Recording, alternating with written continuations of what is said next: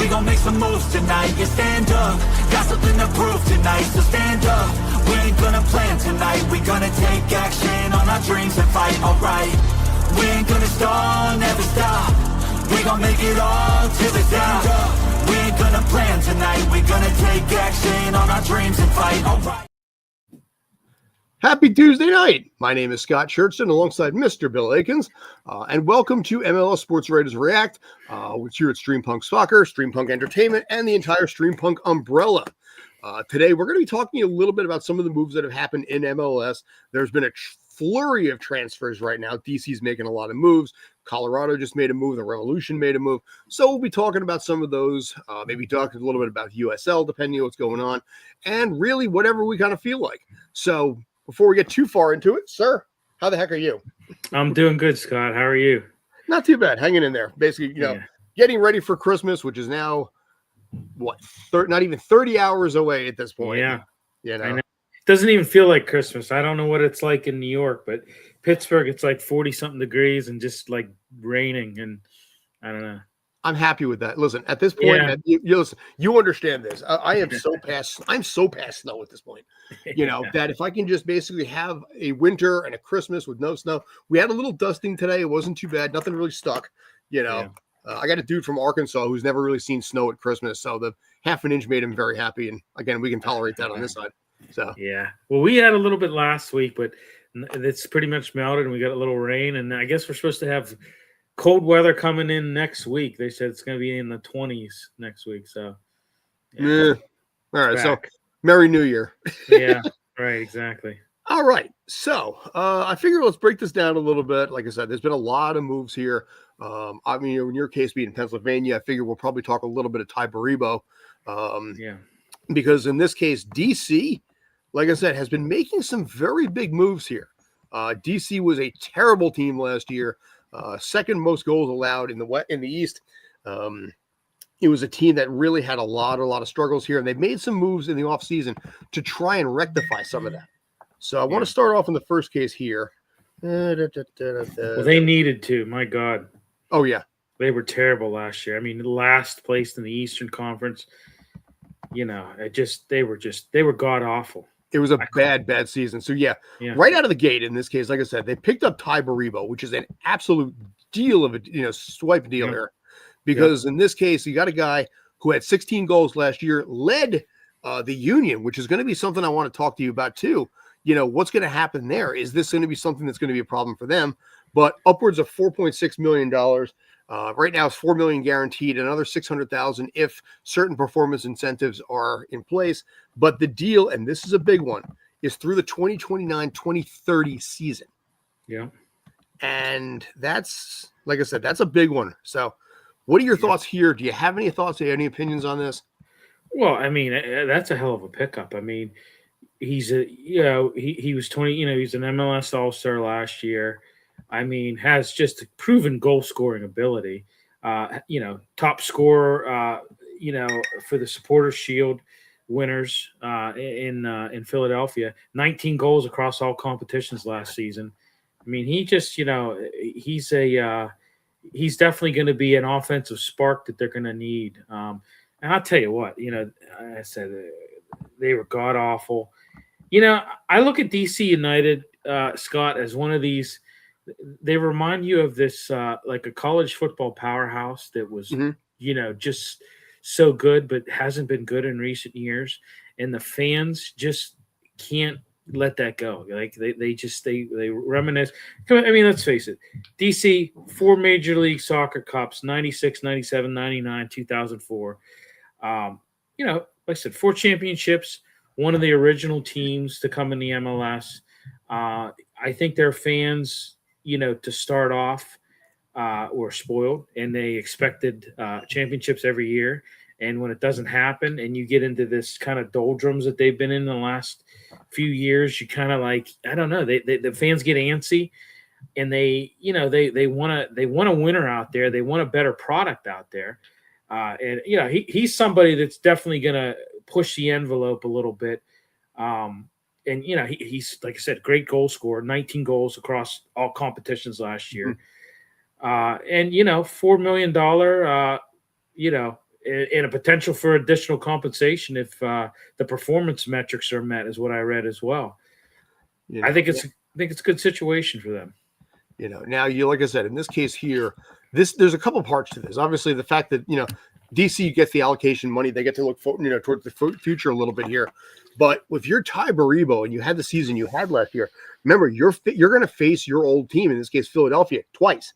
Oh yeah. So there's going to be such a massive motivation here to make sure that basically you can showcase why it is that you got dumped. I mean, literally got traded. And the weird thing is, he didn't get traded that far. It's just down the turnpike. It's what? Yeah. Right. Yeah. Exactly. It's like you said, it's right down the turnpike. It's not like he got traded out to San Diego, where he's kind of on a fresh, a new start, so to speak. He said he's got literally traded right down the turnpike. Yeah. So, hey, welcome, Dobby. How are you, sir? Hey guys, I just came back from work, so all right. Jumping right into it. So okay, you got to make money, especially this time of year. Yeah. So like I said, in this case, we just started. We're just talking, like I said, Ty Baribo, one of the two recent moves alongside Sean Nealis that the DC United have made from rivals, basically right up the turnpike. So right now with Ty Baribo, like I said, 16 goals this season, 9 goals last season. He's under contract through the 2029-2030 season. So you've got him for basically upwards of 4 years here. And you got a kid that's going to really be able to, I think, do a lot of damage on behalf of DC. They're clearly looking past Benteke at this point. We can talk maybe a little Benteke there too. He's a free agent, by the way, still looking for a club. So I know. And that, like I said, that dude with that vertical and that height that he naturally has surprises me some. But do you have any thoughts on Ty right out of the gate?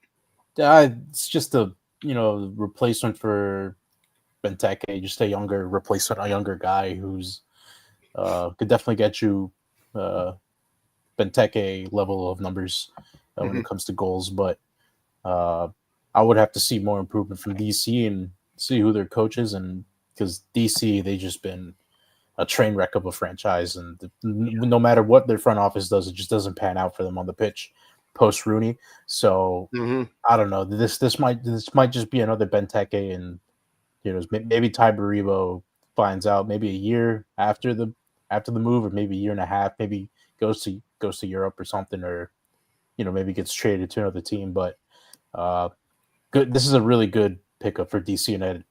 Yeah. And I agree with you. I think he's coming in. He's kind of expected to fill that goal scoring void left by Christian Benteke.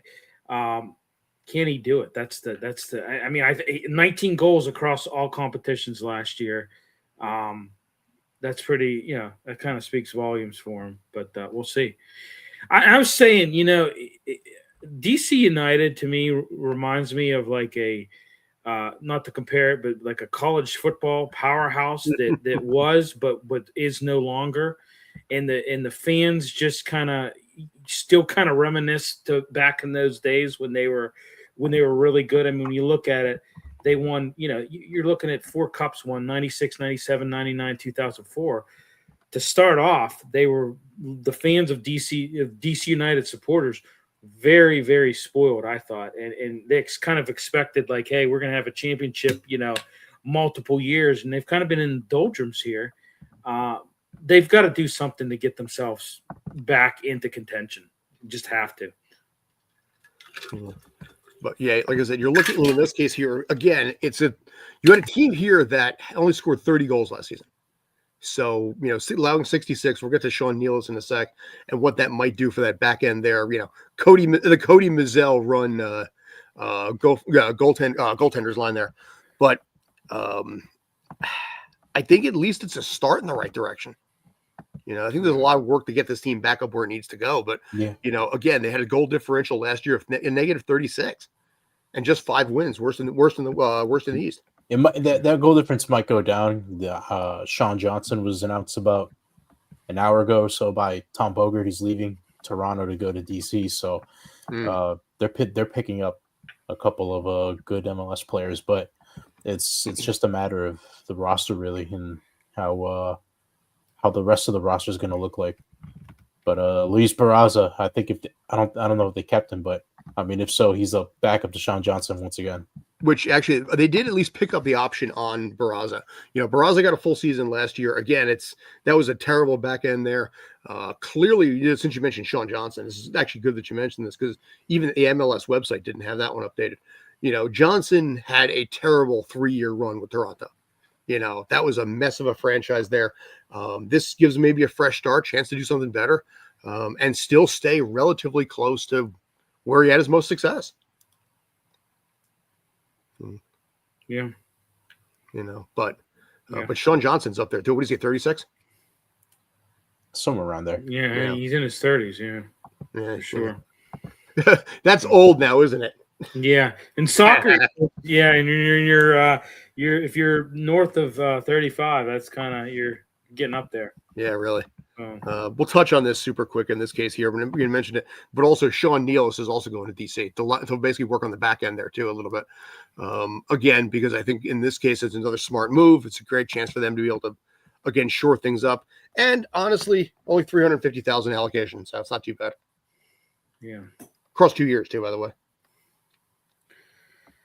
Yeah, I mean, he's veterans. Your veteran center back. It's a rival, New York Red Bulls, that you're getting him from.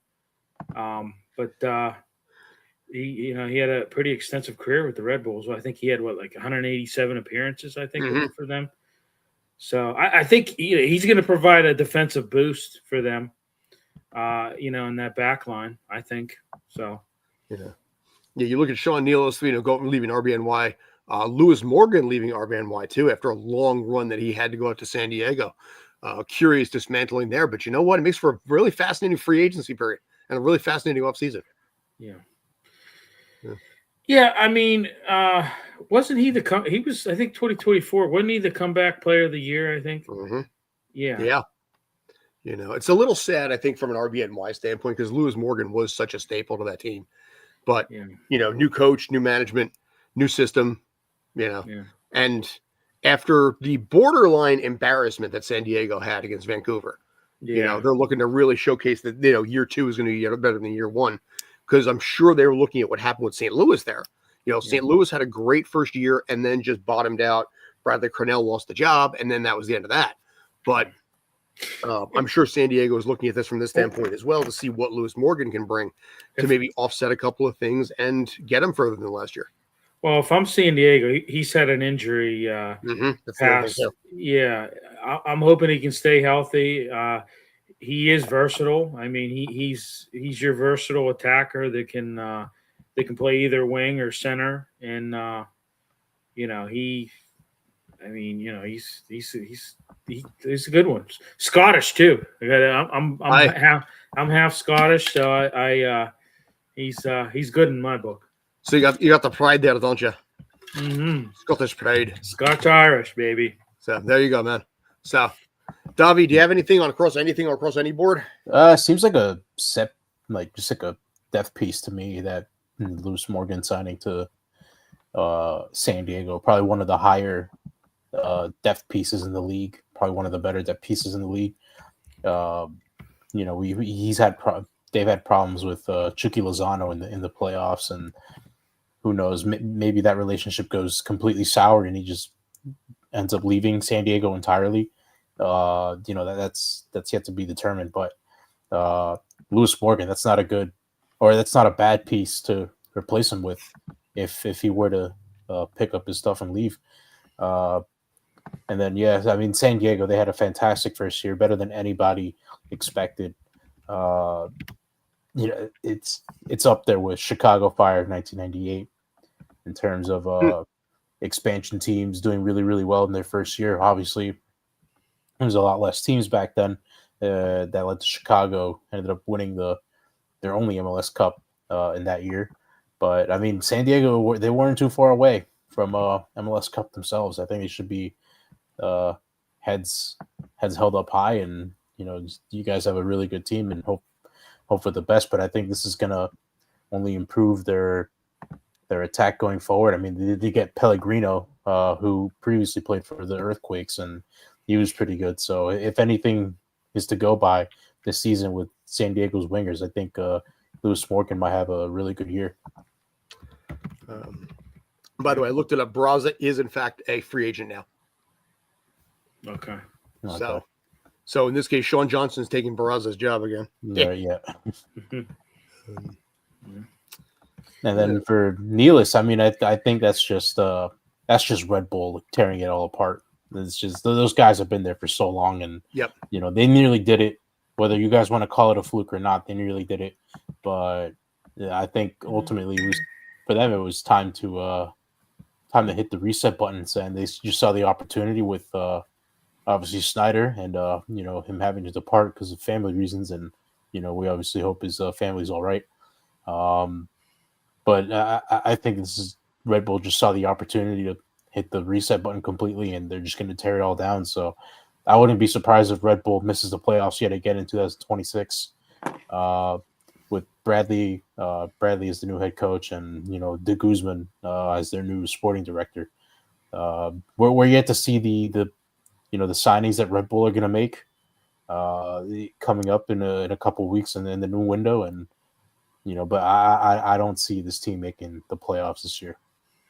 Yeah, and I mean, previous what they had, I think, wasn't a 15-year playoff streak that came to an end this year. Yeah, would have been 16 if they made it. Yep. Yeah. So the first time in the Red Bull Arena era that they haven't made the playoffs. The last time they missed out, it was still the old Giant Stadium. So the old Metro Stars era. Yeah. Not even. Oh, okay. Yeah. Yeah, but I mean, 2024. You're right. I mean, that was a against the Galaxy. That was that was a good match, but unfortunately they couldn't take home the hardware. Which, in this case here, obviously, it was just a bad year for both sides. I mean, we had a conversation a couple weeks ago regarding the Galaxy and the meltdown they had, and getting Glesnes and that what they're trying to do going into 2026. In this case here, we got some more things on the Galaxy coming up, probably starting the new year also. But you look at a team like RBNY, and the success that they had and the fan base that they've had, and it was a lame duck season for, like, say, Sandro Schwartz and all the rest of them right out of the gate anyway. So in this case, it's a chance to cut a clean slate, start over again, and just rebuild the way you want to rebuild it. I think this team could probably get 8th or 9th place this year. I really do. But I mean, if they do make the playoffs, it'll probably be in the play-in game. I don't see them getting higher than 8th place. Yeah. But I think in this case, like I said, Red Bull Arena or Red Bull, they won't be down for too long. I think it's just they got to restart, they got to refresh, and they'll rebuild. So, I mean, yeah, of course. I mean, they have I think they have one DP spot open. So who's to know that they could bring in a really big name with that DP spot left. Now that we're going to transition over to the European calendar, that actually opens up the market for a lot more of these big name players to look at MLS as an attractive option because they no longer have to start right away. Sure. And obviously, in this case, well, go ahead, please. I'm looking for something anyway. No, I was just gonna say I like Bradley too. I mean, he's I think he's a good manager. I don't know. Toronto, I don't know. They should have. I mean, was it?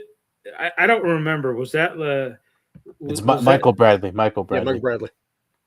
So this is his 38-year-old, I believe, Michael senior Bradley. job. What's that? This is his first senior job. Mm-hmm.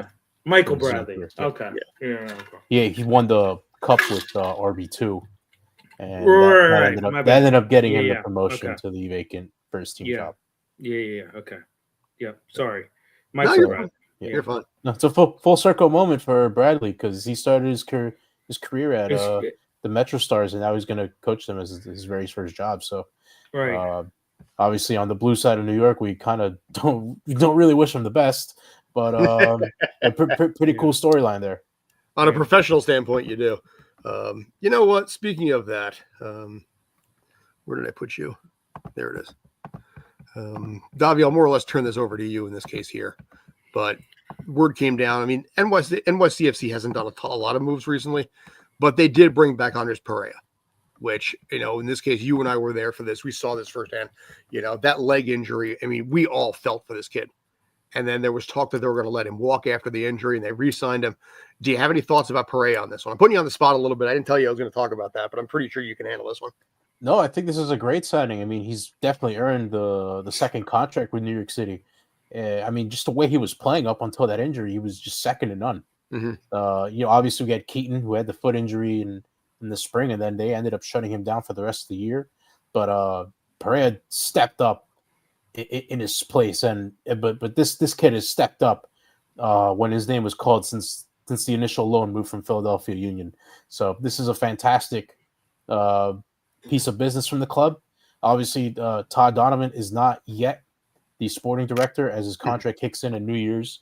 So you still got another week or so before he officially takes the reins at New York City FC. But CFG, fantastic move, 100% deserved. And, we obviously hope him a speedy recovery, because we're definitely thin in that midfield area of the pitch. And I think that's something that Miami kind of exploited in that conference final, where we were just shorthanded. No Alonso, no Perea. We were just there. No confidence. Unfortunately, we were just the whipping boys on the day. But I think for New York City FC, in my point of view, I think we're a couple signings away from being a true potential contender in the league. And I've been saying it. I think Pascal's going to get us that second cup. I think we're closer than a lot of people expected it to be. Obviously with Santi leaving at the start of the year, everybody was just scratching their heads like, here we go again. It's the same thing what they did with Cushing in 23, where you hire a new head coach and you just don't back him right away in the winter.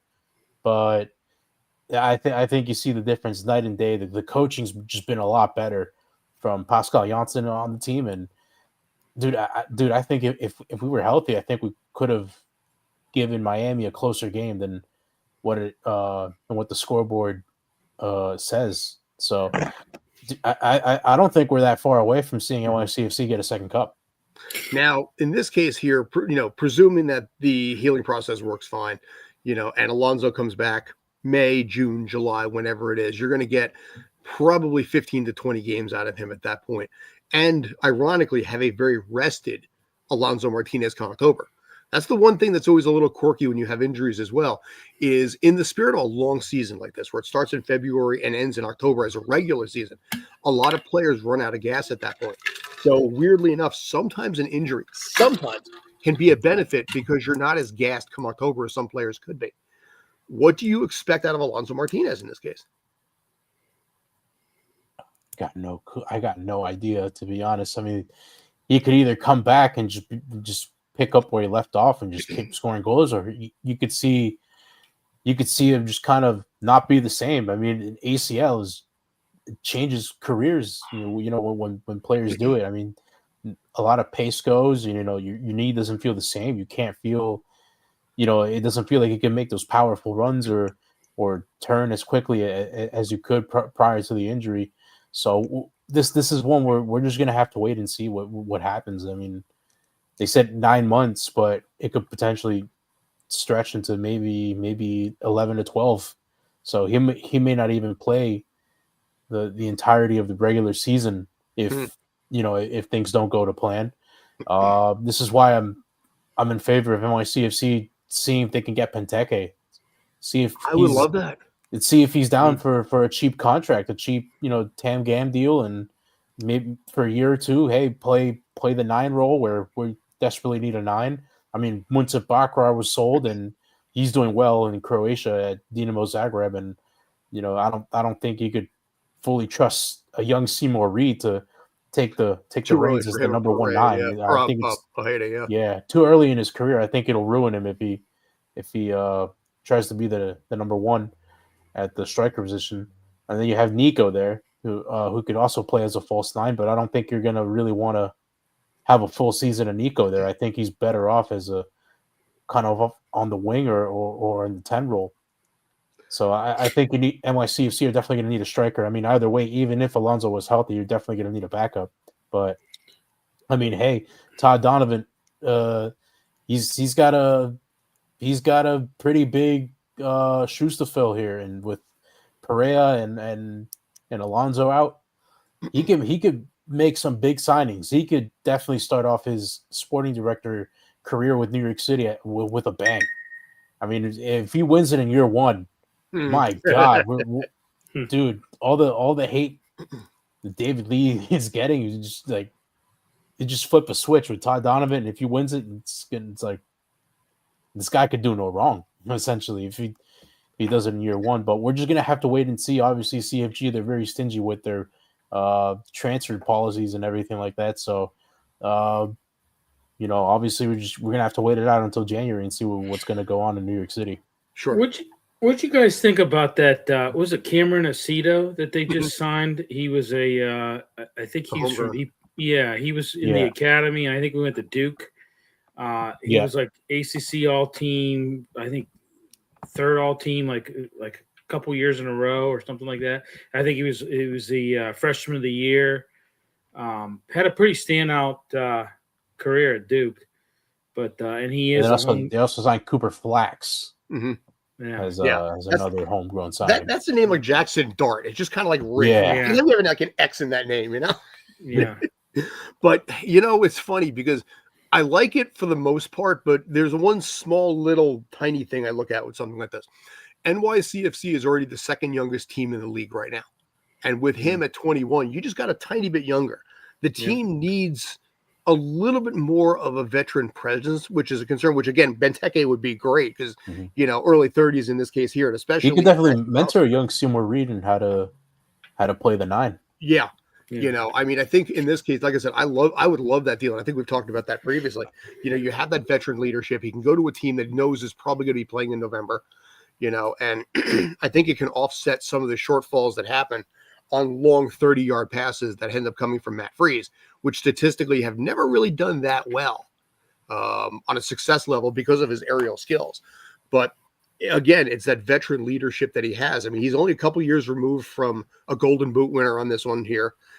He might take it. I'm surprised. Golden Boot where he missed the playoffs entirely. So you might see Tyberibo do the same. Yeah. I mean, like you look at that team and it hasn't been right for a while. Just even when Wayne Rooney was actually running that team, it was still kind of a mess. Yeah. Wayne Rooney kind of just came in there and scooped him out of it. Mm-hmm. Yeah. But that team had a lot of struggles there too. And, Sean Johnson, I think, would provide a little bit of veteran leadership back there as well, which I think is a good deal. Curious to see where Barraza ends up going, though. But as long as he starts, I think he's happy. But I think with New York, I think they're going to wait it out until January to get those veteran presence in there. I don't think they should go for like 30, 32-year-olds. As an example, I think they should go for somebody in their prime, maybe 27, 28. Somewhere around there, mid to late 20s, to kind of just come in and, be a voice and be a leader on the pitch to the young players in the locker room. Obviously, we're yet to see if some of these players are going to maybe be on the move. That's always on the cards with these teams. Europe and South America, they come in and they take a look at MLS players and to see if they could possibly poach them. Obviously we're gonna have to wait till January and see, but I do think New York will they'll definitely dip their toes into the market and see if they could get a veteran presence. Well, and you talking about veteran presence, take a team like the LA Galaxy. Look at all the veterans that they lost. Brugman, Delgado, what's his name? Dejan Joveljic. Mm-hmm. Those were like very impactful losses, and they didn't really have anybody in that locker room that showed any kind of it didn't really show any leadership. Mm-hmm. We talked about that. I know the last time, Scott, when we were on there with I forget his name from the Galaxy. But I think that's a big thing. You got to have a veteran in there because those guys look to that. I mean, especially some of these young guys that have, especially when you have some of the, you have such a soccer has such a mix of, different nationalities in the locker room. And, a lot of times some of these guys really look to these veterans, especially if they're familiar with them, or they're even from the same country. I mean, they look to them for leadership. I mean, it's just how it is. So now, originally, I'd seen Strahinja as possibly being that leadership role for Jovan last year. But obviously, that whole thing never panned out in any way that it did. Jovan was gone after a year, and Strahinja, I think the jury's still out a little bit as far as NYCFC fans about whether they like him or not. But yeah, the veteran leadership, especially when it comes to adapting to coming here. If you play in Europe and then suddenly you got to adapt to playing in the U.S., that was a problem Hannes Wolf had in his first season. And he adapted to it for second year, was a little bit better there.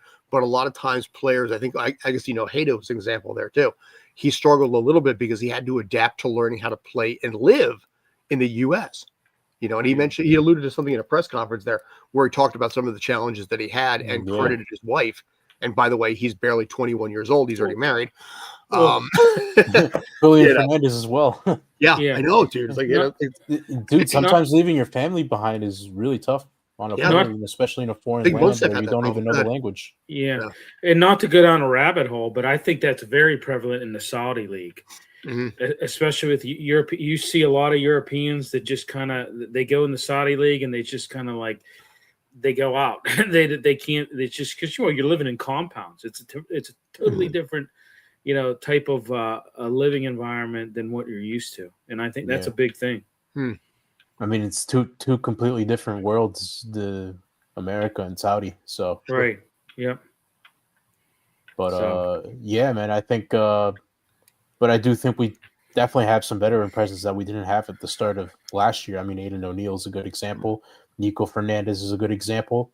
I'm really excited to see what Nico can do in a full season under Pascal Janssen, and everybody's that year a bit older. So there's obviously more experience in the core now that these players have been around for a little while now, and it's not like a brand new core like in 2023, 2024, where you get a bunch of new players from South America and Europe, and they're all starting to get to know each other. Now everybody knows how everybody operates, and especially now with Pascal entering year 2, it's really no nonsense. Everybody knows the drill, and I think you just gotta apply the finishing pieces here to the puzzle, and hope for the best. Now, speaking of finishing puzzles, I'll turn this. Bill, I'll turn this over to you in a second. I'm going to change gears a little bit. Congratulations, by the way, again, your first year covering soccer, in this case here, and you saw yourself a title. Yeah, I was just it was amazing. I just wanted to give you a little bit of time to just talk about that a little bit because we haven't talked about it too much. But yeah, I mean, if you would have told me that they were going to win a title back in May, I would have been like, I don't know. It was just so up and down. And then it just I hate to say it, but after they kind of sacked Bob Lilly, the team just kind of the Rob Vincent philosophy in tactics, it just worked. It worked, and it enabled a lot of players to really kind of come in their own. And like guys like Augie, guys like Danny Griffin, guys like Robbie Mertz. It just seemed it was a different style. It was a change from defensive lock it down style to a more attacking and opening it up. And those guys just flourished in it, and it was enough to take them to the championship and to win. And I knew when they got into penalty kicks, the way that they were so on with penalty kicks this year. I mean, it was just automatic for them. I knew they were going to win that game against Tulsa. I was like, they've got this. But yeah, it was just a really awesome season. A lot of ups and downs. Towards the end there was more ups than downs, and it was just it was great to be a part of it and great to cover it. It was awesome. Now, I wanted to actually ask you about this too, because this came down from from Twitter today too. They're also holding an open tryout. Yeah. You want to go? Yeah. I said, nah, those days are over. Yeah. Yeah, no, it's I'll tell you what, they've I mean, you got guys like Marby Mertz who are homegrown talent.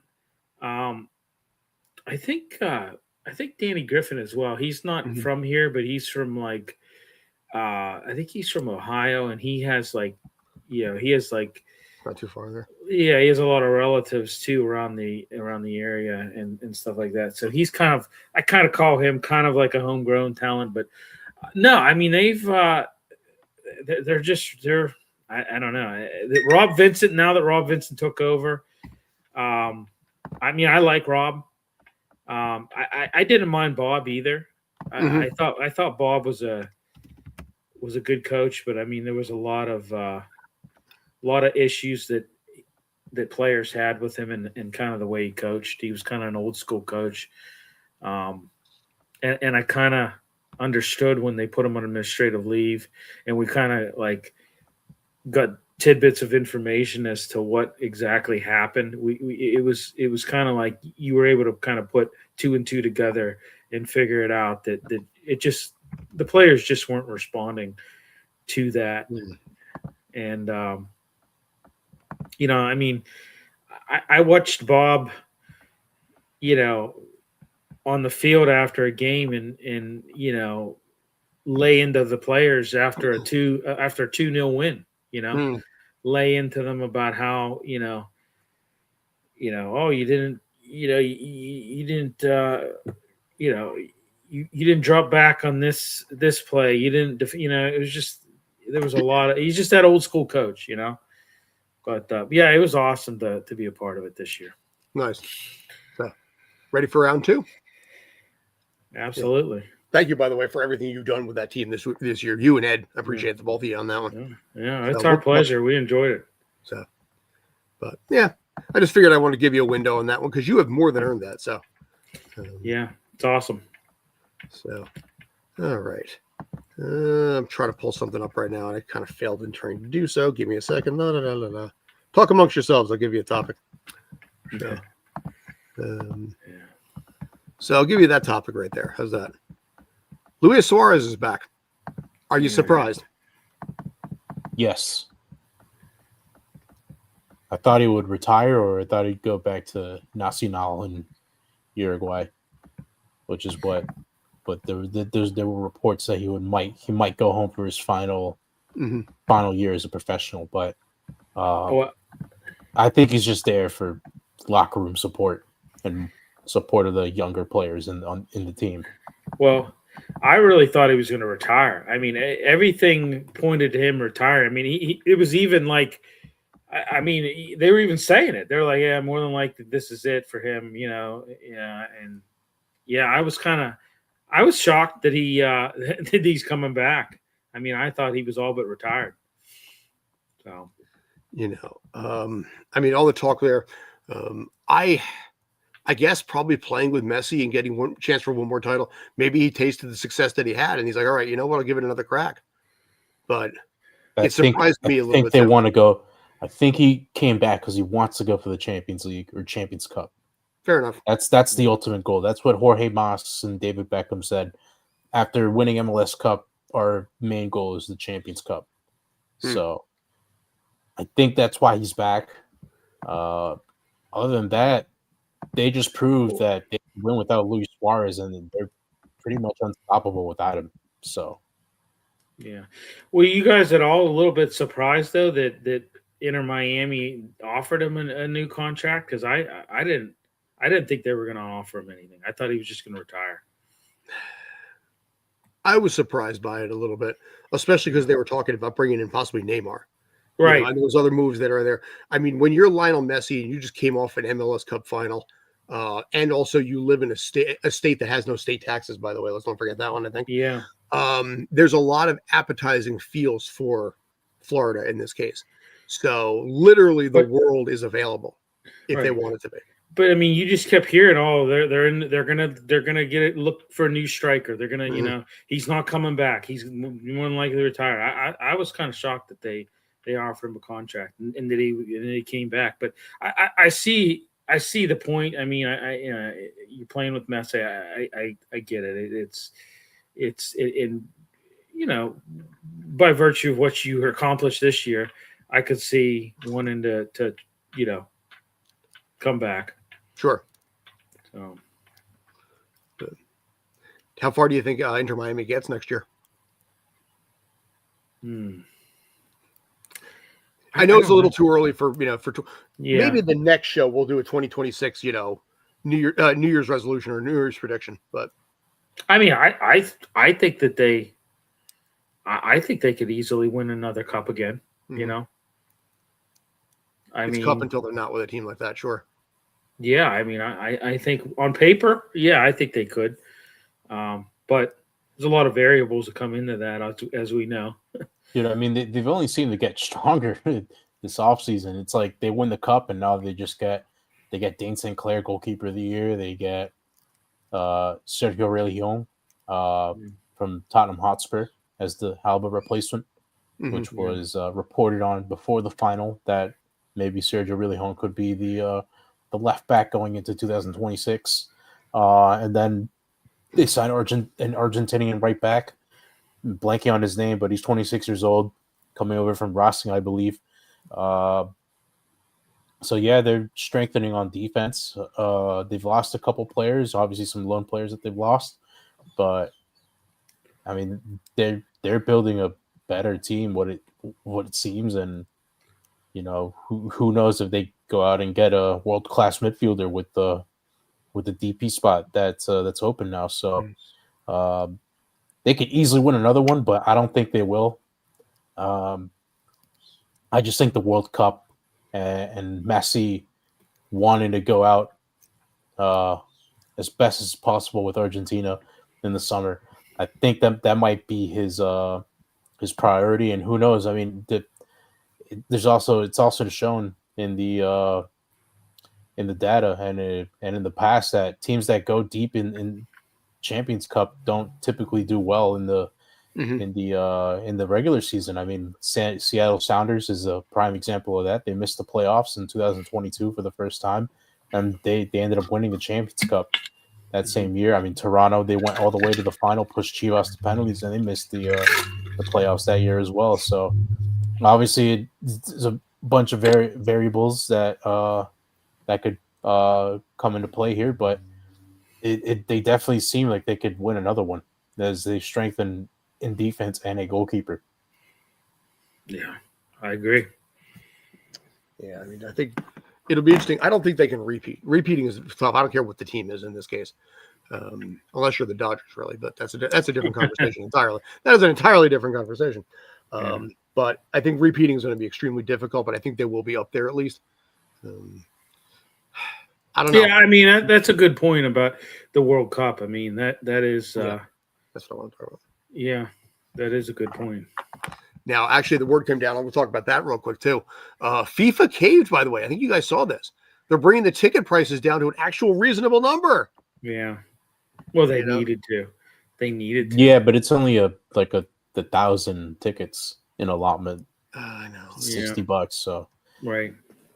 I mean, who knows? Maybe wait till it gets closer to the games. It might be of like the Club World Cup this past summer, where the ticket prices might go down the closer the games are. But I also don't expect a lot of people will seem to budge. I think a lot of people are gonna try to make profit off their tickets, which is the unfortunate reality we live in. But I mean, it is what it is. Hopefully some people can get tickets at a reasonable price and be able to experience a World Cup. What I think a lot of people are going to do, and especially for like the foreign countries, and especially in the New York City, New Jersey area, is I think you're going to get a lot of people who are coming in from foreign countries, that once in a lifetime excuse, finally going to go to New York City and finally get a chance. And they're going to tie it into one massive thing where it's not just going to be like World Cup alone. it's going to tie it into the Statue of Liberty. It's going to tie it into, the Broadway, Empire State, because they've never been to New York. So they tie it into one grand old trip there. I think that's what a lot of people are going to end up doing, at least here. Maybe not so much places like Toronto or Seattle, sure. But for this area, for LA, yeah. I think a lot of people would see it as an opportunity to be able to experience New York City for the first time ever. If you're somebody from Europe, that's a once in a lifetime trip. Yeah. Maybe not so much like Philly. Yeah. But, or New England. or Toronto, like you said. Well, I wouldn't be so sure, but maybe somewhere like a Kansas or a Dallas that don't really have many attractions. But I mean, I could definitely see people come to like Toronto. I mean, Toronto's similar to New York in a way. So I mean, Seattle, they have their attractions too. So I think it's really mainly just like Foxborough and Arlington and Kansas City that really aren't going to get as many people. You don't think people want to just make a once in a lifetime trip to Arlington, Texas? I mean, maybe some people, but no, it's not as an attractive destination like a New York or Los Angeles. In the Philly thing, you're not far from New York, so people might flock to Philly and and kind of do a 2-for-1 deal, and experience New York and then get on to Philly as well because it's in close proximity, Yeah, it's going to be chaos over here, though. Oh yeah. I mean, I live 15 minutes from MetLife Stadium, so yeah, this is going to be an interesting experience to say the least. Yeah. Well, and I think you're going to have an influx of even, Americans that are going to, because let's face it. Yeah. I mean, you have a lot of, soccer fans here in the States that don't, didn't go to Qatar, right, the last time and didn't, so they're going to, I mean, we haven't had a World Cup here since when, 94? Yeah. 94. Yeah. Long time. So and that 32 years. Yeah. So soccer's obviously massively expanded. Oh yeah. Not just here, but even worldwide to a degree too. Oh, stadiums have been upgraded a whole lot better. There was no MLS bet last time. Yeah, no. There was correct. Yeah, I mean there was MLS coming in '96, and I mean definitely. I mean soccer is really it's really boomed. Yeah, I mean not just that. I mean the format has changed twice since we last hosted. Well, and even the MLS is it's in the top 10 in the leagues in the world right now. So so that's I think I'd like to be able to see an opportunity for a lot of soccer in the U.S. to start getting some credibility out of something like this. The opportunity is there. One of the chief complaints that I'm thinking a lot of people are going to say about MetLife Stadium is the fact that I remember when Premier League was here. I forget which gaffer it was, might have been Everton, who talked about the fact that it's not like soccer. It's, American. I think the exact quote was American grass. So you're going to hear that complaint a lot from Europe, and even Asia, I think. And it's rightfully so. I mean, it's that turf sucks. I mean, it's just that you don't see that anywhere in anywhere else. You don't see it in Europe. You're starting to see it in Brazil, and that's getting a lot of backlash. I didn't know they have it in Brazil. Well, Brazil. Oh, yeah. You're right because I remember them playing an NFL game. They said it was a soccer stadium, and it was that Corinthians. turf. Yeah, Corinthians installed turf at their stadium. Yep. Speaking of Corinthians, do you think Thales Magno comes back? I mean, if Pascal can convince him to come back, that'd be a huge addition to NYCFC. I mean, hell, A, you don't have to spend money because he's your player. He's already back. B, he could do the potential. That's so much untapped potential there. That could be a game changer to this NYCFC team. Don't force him at the 9. Do not force him at the 9. That was a European decision. That was not a Nick Cushing decision. Play him on the wing. And you will see the fruit. When Tati Castellanos was still with the team, Thales Magno was tied for assists at that point, just basically just being a feeder guy. I would like Thales Magno to come back. I know when I posted the video on that, some people were like, hell yes. Some people were like, absolutely hell no. I think at 23 years old, he's still worth another crack. So I'd love to see it. Plus his energy is also built for New York City anyway.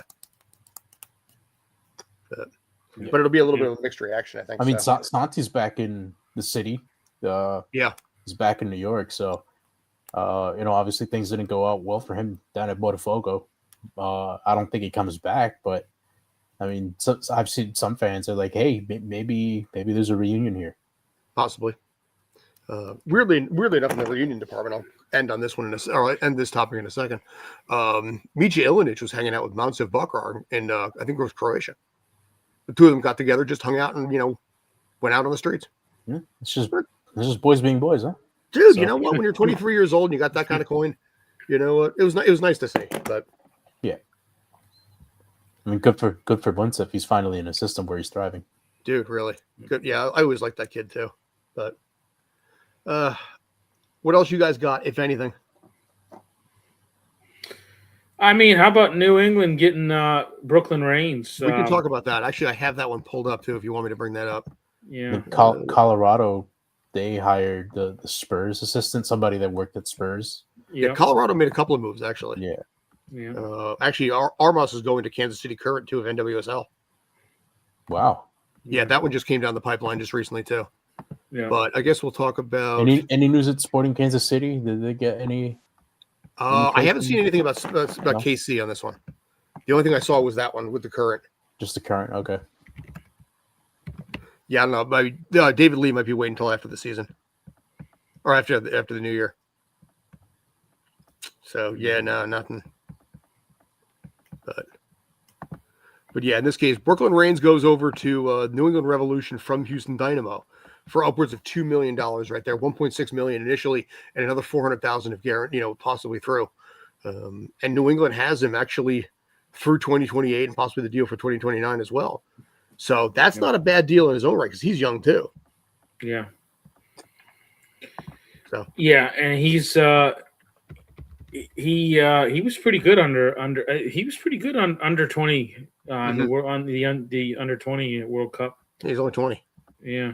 So 5'8", 139. That's a good height and weight for a yeah. I know. Yeah. Yeah, I haven't been 139 pounds since I was 14. So I was gonna say 5'8", 139. I was that in 8th grade. So I wasn't the 5'8". I was probably about 4'8" at that point. But yeah, Brooklyn Reigns goes over there. Dante Seeley goes over to Colorado from Montreal. Dante Seeley, actually, I want to mention this one real quick. This is worth a nod. Seeley had, I think, 9 or 10 goals last season for Montreal. So he immediately provides a boost over to Colorado. Yeah. Yeah, he was. Yeah, that's a good signing for them. I think, like I said, I am liking this transfer window. Go ahead. He was with Dallas for a while too, wasn't he? He was, yes. Yeah, so this is a good chance for him to get back onto the West again. So he already has familiarity with that system. Right. Yeah. But this has been a wild transfer window.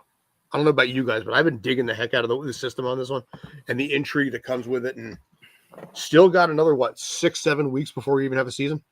Yeah. 8 weeks, really, actually. Right. What do you guys think about Atlanta? You can only go up from here. Yeah. Pretty much, yep. Yeah. I mean, I know they signed that goalkeeper, was it Hoyos? Yes. They just signed him. And you got your old coach back too, which I think is going to help them a lot. Yes. A coach who's had success previously too. Speaking of coaches, what about Wilfred Nancy? I mean, he left to Celtic, gets fired in 2 weeks, and he got fired just in time for the Crew to possibly rehire him if they want. Yeah. You know what? If you're the Crew, you take him back. He's not that far removed from a title himself, and last year was a tough season, but you also lost Cucho, so yeah. I have always liked Wilfred Nancy. I've always been fond of him. He's always been a very approachable, very good, charismatic dude. And I slightly mourned his loss when he went east. But my God, within 2 games, the fans were already up on him. Some of the comments I saw on Twitter, I was like, wow. Yeah. You think fans have a problem here, man? There's stuff I will not even post. But I mean, when you're at a club like Celtic and it's just really just a 2-team league, you're expected to win every single game. Yeah. Yeah. Very true. I mean, Rangers and Celtic, but it's looking like this year Hearts are going to break the break the pattern here. Yeah, yeah, they are. I pretty shocking. So, but yeah, now Wilfred Nancy, if he comes back, I think he's got a home here, regardless of where he decides to go. But wow, you talk about experiments that didn't work. I think he should come back and prove everybody wrong.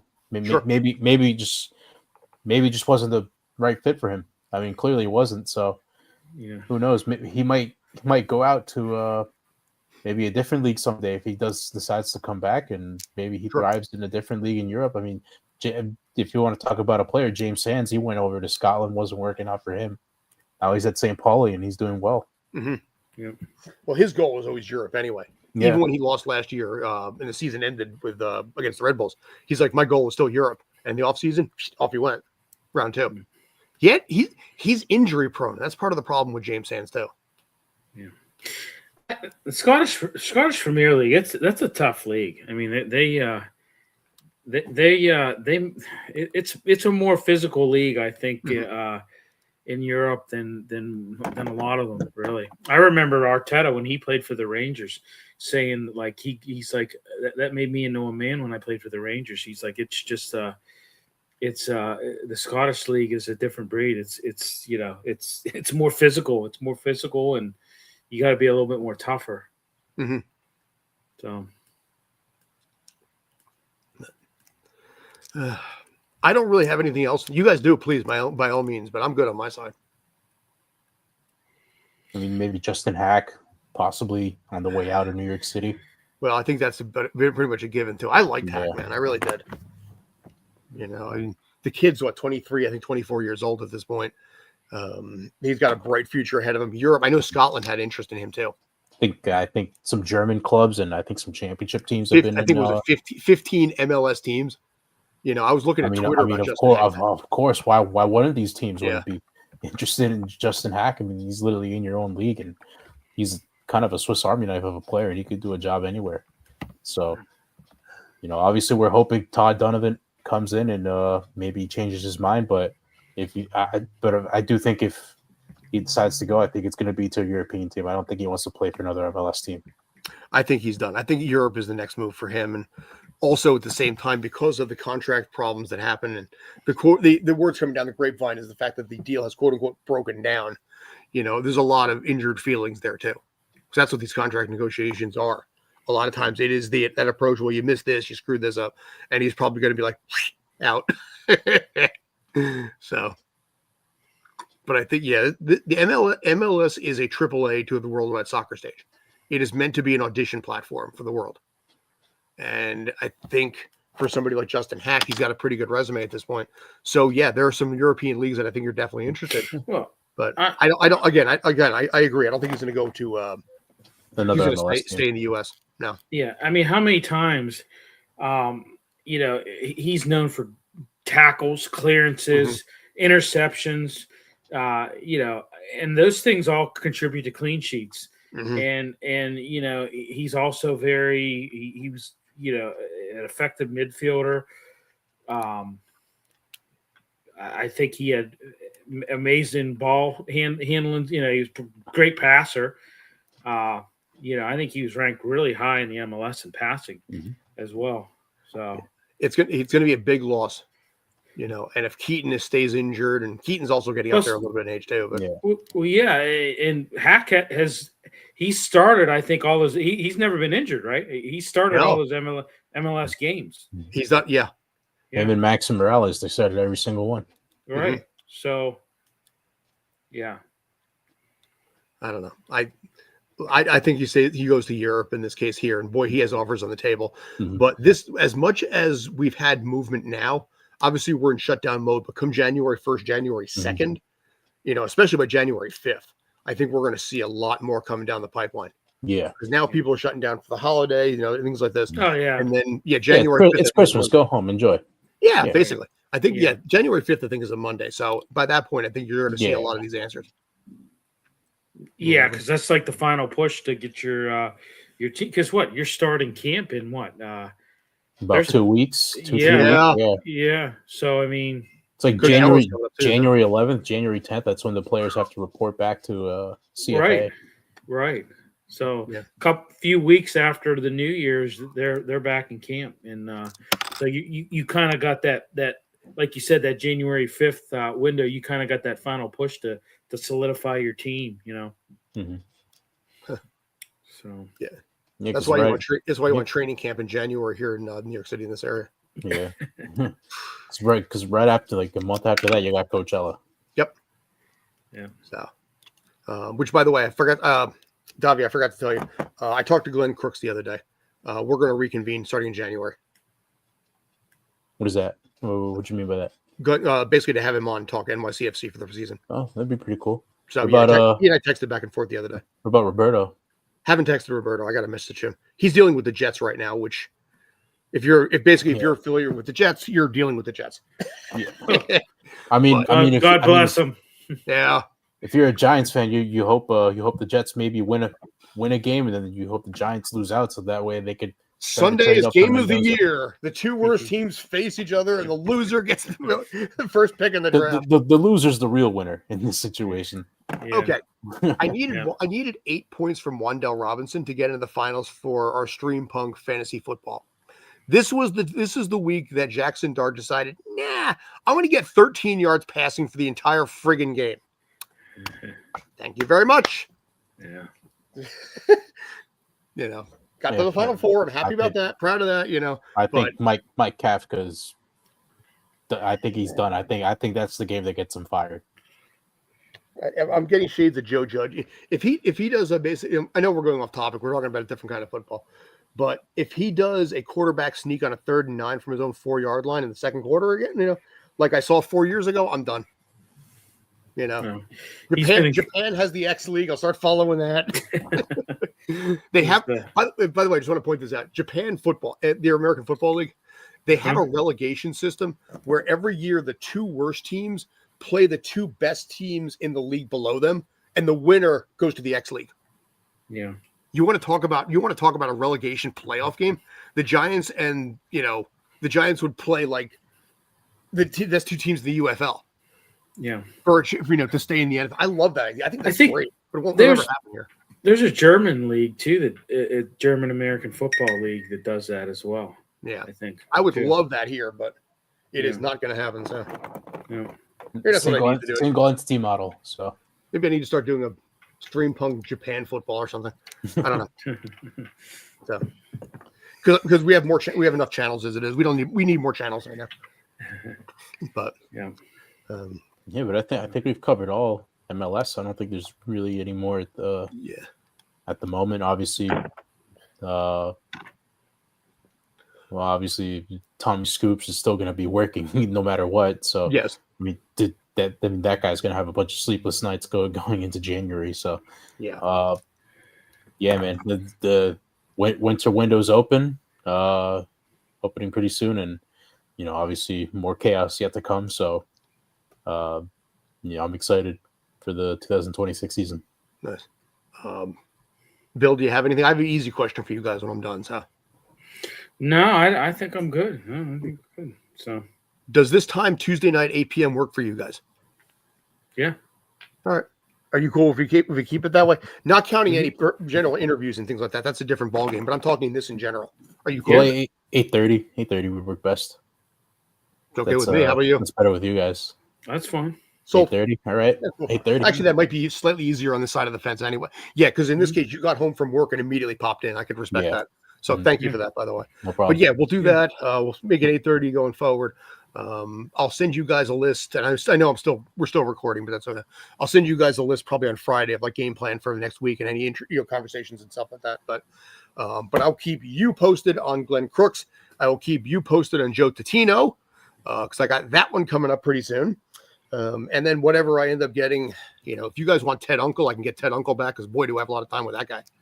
I would love to have Halen back on here if I'll message him too. Yeah, Halen Haru, sure. 5 Borough Footy, absolutely. Well, I tell you what, I could get Paul Childs for us. He was a coach for the Riverhounds. He was in Aston Villa. He played at Aston Villa in the 70s. So. Sure. I have zero problem with that. As like I said, company wide, we do interviews all the time. I mean, Saturday was 2 cast members from Peanuts. Haven't announced this, but the kid that voiced Andy from the Toy Story movies is next week. My company is like so much more about like interviews right now. So please, if you got something, bring it. I'm happy with that, man. So awesome. Sounds good. So, but yeah, no, in this case, yeah, I'm good. Try to get Todd Donovan. Why not? There's certain things with NYCFC I'll be working on starting in January. I have a conversation with Andy Koryeva with the head office coming up. I got to restart some stuff with City and the community. So yeah, there's a lot of stuff in the pipeline there. But Todd, I'd like to be able to do if I can, but that might have to be a face-to-face in this case. I'm not sure. Yeah. So, but I mean, maybe some of the players I can do through Zoom. I'll talk to Esteban. Tollison as well. Tollison, I can get you Tollison. That's easy. But Ian Joy, maybe. I don't know that. Ian, I can't reach, but Tollison, I can text Tollison after the holiday. Yeah, sounds good. He's done this a few times anyway. Yeah, I'll get you Tollison. Yeah.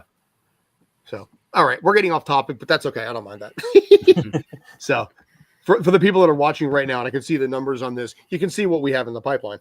So, all right, gentlemen, anything else? No, that's it. Cool. So, Davi, thank you as always. By the way, how can people get in touch with you? Through X at that boy Davi. All right. Bill, thank you, sir. And how can people get in touch with you? X Pittsburgh Sports Desk, Steel City Sunday. On YouTube, X, you name it. So yeah. I was gonna say your Pittsburgh Steelers sports show is done pretty well too. There's credit there. Yeah, because you guys are running that thing pretty much every Sunday all the way through, like pre-game, post-game analysis, live stream. I mean, respect to that all the way through. So, thank you. You guys want to send us Mike Tomlin? We'll happily take him. Hell yeah, dude! 19 straight winning season. Hell yeah! I literally cannot even fathom. I'll take Harbaugh as well. Jeez, I'll take Rich Kotite at this one. No, I won't. Just kidding. He was terrible. Yeah, but anyway, before I get more depressed about my New York Giants, anyway, like I said, appreciate the time. Thank you very much, Davi. I appreciate it. Bill, I appreciate it. Yep. I'm Scott Churchson, Stream Punk Soccer, Stream Punk Entertainment. Any questions, thoughts, ideas, comments, compliments, or complaints, please let us know in the comments or through info@streampunkent.com. As always, appreciate the time. Have a spectacular holiday. Don't, whether it's Christmas, whether it's Hanukkah, right now we're wrapping up Hanukkah, Festivus, Kwanzaa, I don't care. If you're in Japan, it's Kentucky Fried Chicken Day coming up. Dude, whatever makes you happy, just roll with it. Be awesome. But have a spectacular holiday, and we will see you guys next week. Take care.